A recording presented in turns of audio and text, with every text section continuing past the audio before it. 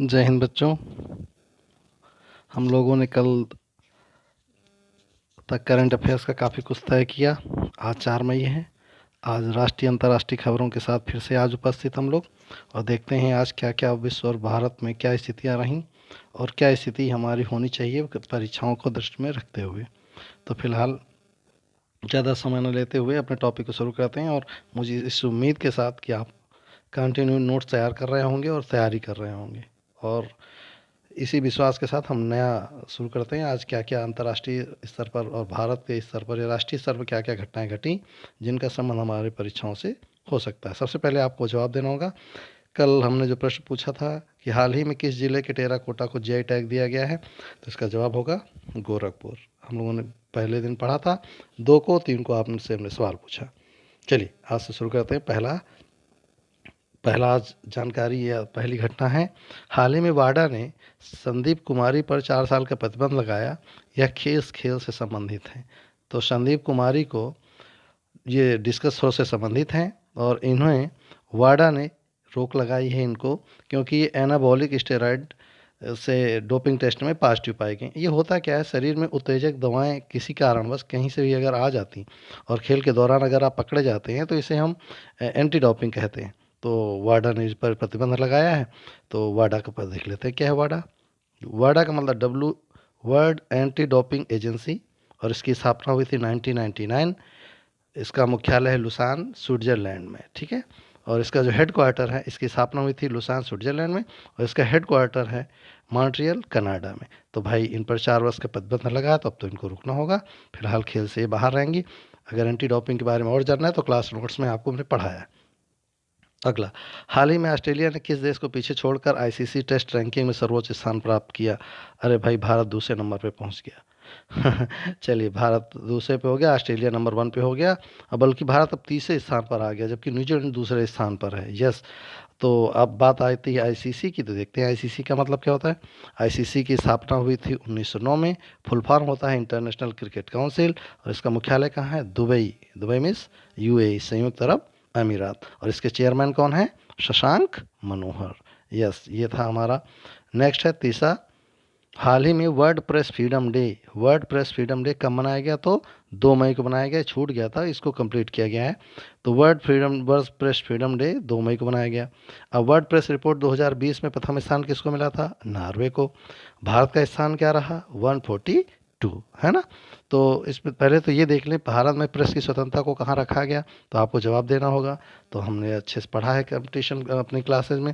19 में रखा गया है प्रेस की स्वतंत्रता को। और आपको बताना है किस शासक ने प्रेस की स्वतंत्रता पर बैन लगाया था। कमेंट बॉक्स में जवाब दीजिए।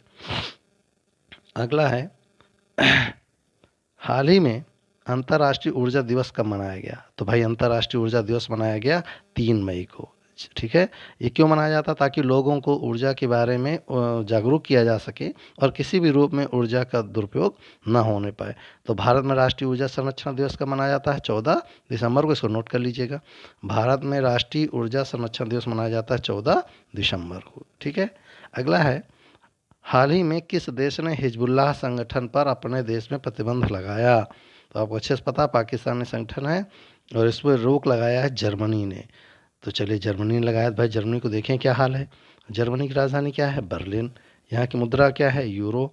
अब आपको कमेंट बॉक्स बताना है यूरोप के कितने देशों ने यूरो अपना रखा है। और यहाँ की चांसलर कौन है? एंजेला मर्केल, विश्व की सबसे सशक्त महिला। और यहाँ के राष्ट्रपति कौन है? Frank Walter Steinmeier. तो आपको इससे ध्यान रखना, इसको नोट से देख लीजिएगा। तो हिजबुल्लाह को देख लेते हैं क्या है। हिजबुल्लाह संगठन की स्थापना 1985 में लेबनान में हुई थी, और ये लेबनान, इजराइल, ईरान में सक्रिय संगठन है, जिसकी खुद की अपनी एक आर्मी होती है, और हर एक स्थान पर ये गलत गतिविधियों में ही पकड़े जाते हैं। अगला है, हाल ही में कावेरी जल प्रबंधन प्राधिकरण को किस मंत्रालय के अंतर्गत लाया? इसको नोट कर लीजिए, पेपर में आना है। तो इसको जल शक्ति मंत्रालय के अंतर्गत लाया गया। इसकी स्थापना कब हुई थी? मई 2019 में। अब जल शक्ति मंत्रालय जो उसके मंत्री कौन है? गजेंद्र सिंह शेखावत। और इसका विलय किस में किया गया? जल संसाधन मंत्रालय, नदी विकास और गंगा कायाकल्प। इसमें जोड़ दिया गया किसको? जल प्रबंधन प्राधिकरण को, यानी वाटर मैनेजमेंट अथॉरिटी को जोड़ दिया गया है नदी विकास और जल संसाधन के साथ में। ठीक है, ये बहुत बड़ा विवाद रहा बहुत समय से। अगला है ओपन बजट सर्वेक्षण में बजट पारदर्शिता व जवाबदेही में भारत की रैंक क्या है। तो भाई इसमें भारत की रैंक आई है 53 और इसमें कुल देशों की संख्या कितनी थी, 117 देशों पर ये रिसर्च की गई और उसमें प्रथम स्थान पर आया न्यूजीलैंड और हमारा स्थान हुआ 53वां। तो इसको नोट कर लेंगे। तो यह सर्वेक्षण किसने किया था, इंटरनेशनल बजट पार्टनरशिप द्वारा यह सर्वेक्षण कराया। अच्छा, ये बजट सर्वेक्षण कराए के जाते हैं ताकि देखा जा सके कौन सा देश जीडीपी में किस स्थान पर है जी। अगला है हाल ही में न्यू डेवलपमेंट बैंक ने ब्रिक्स देशों को कितनी ऋण राशि देने की घोषणा की है। अगर आप वनडे एग्जाम दे रहे हैं, एसएससी सीजीएल दिमाग में है तो ऐसे प्रश्न वहाँ पर हमेशा पूछे जाते हैं। तो इसमें $15 बिलियन देने की अनुमति हुई है। अब ब्रिक्स देखते हैं क्या भाई। ब्रिक्स की स्थापना हुई थी 2006 में।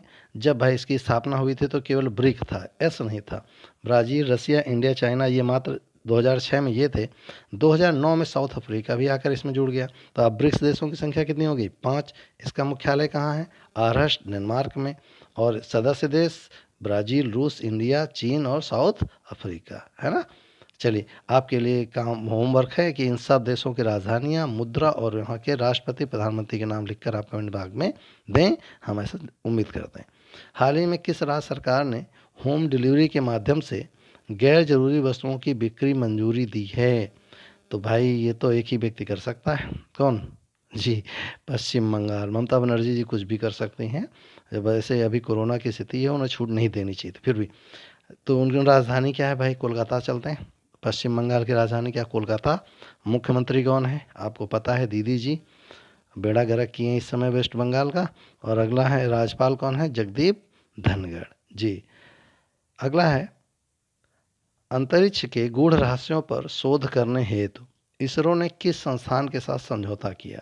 अरे भाई, अंतरिक्ष के गूढ़ रहस्यों पर सारा काम करता कौन है, इसरो ही करता है।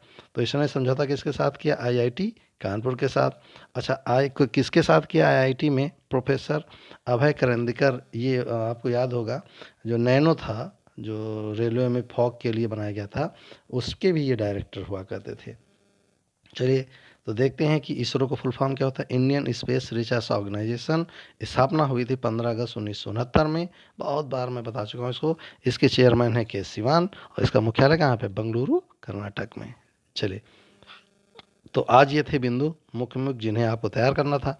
अब बात करते हैं कुछ एक महत्वपूर्ण चीज़, जैसे जो चीज़ ऑस्ट्रेलिया के बारे में हमने पूछा भाई भारत को छोड़कर ऑस्ट्रेलिया आगे हो गया, तो ऑस्ट्रेलिया के बारे में ज़्यादा देख लेते हैं। हर देश को एक दिन टारगेट करेंगे और उस देश के बारे में सारा कुछ जानेंगे। तो ऑस्ट्रेलिया की राजधानी क्या है, कैनबरा। वहाँ की मुद्रा क्या है, ऑस्ट्रेलियाई डॉलर। प्रधानमंत्री कौन है, स्कॉट मॉरिसन। किस महाद्वीप के अंतर्गत आता है, ऑस्ट्रेलिया। और वहाँ की राजभाषा क्या है, अंग्रेजी। तो इसका विश्व में जनसंख्या में स्थान कितना है, 51वां। और जीडीपी में 19वां। विश्व के क्षेत्रफल में इसका हिस्सा 6वां स्थान। और ये था हमारे ऑस्ट्रेलिया के बारे में जानकारी। तो ये था हमारा आज का करंट अफेयर्स का टॉपिक जो हमें आप तक पहुंचाया। तो अब उम्मीद है कि आप इसको अच्छे से तैयार करेंगे और नोट्स तैयार करके रोज़ का रोज़ इसको दोहराते चलेंगे। करंट्स किसी भी परीक्षा का लगभग 30 से 35% कवर करता है और हम इस उम्मीद के साथ कि आप बिल्कुल नहीं छोड़ेंगे एक एक चीज़। हाँ, बस ये आपको ध्यान रखना होगा कि कोई चीज़ परीक्षा में छूटने ना पाए। ये हम प्रयास कर रहे हैं और आप भी प्रयास करें कि ये किसी भी रूप में आप इसको मिस ना करें। हर हालत में परीक्षा में हमें प्रश्न बनने चाहिए। आज के लिए इतना ही, कल फिर से मिलते हैं 5 मई को नए बिंदुओं के साथ। फिलहाल के लिए जय हिंद।